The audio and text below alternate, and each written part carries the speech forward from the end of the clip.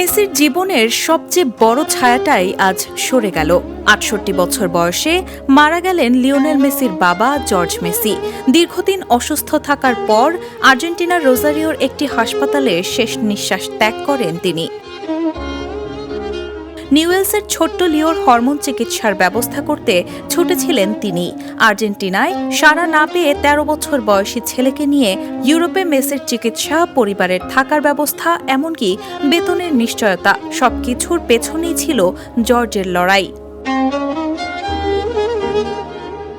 বার্সেলোনায় শুরুর দিনগুলো কঠিন হয়ে উঠলে ছেলেকে জিজ্ঞেস করেছিলেন ফিরে যাবে নাকি লড়াই চালিয়ে যাবে।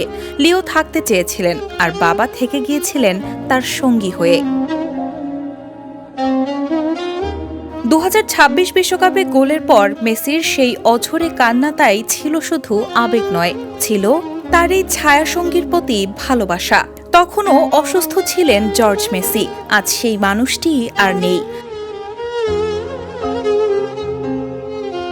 বিদায় জর্জ মেসি, আপনার হাত ধরেই যে গল্প শুরু হয়েছিল সেটি আজ ফুটবল ইতিহাসের এক কিংবদন্তি। Raihana moon, the news.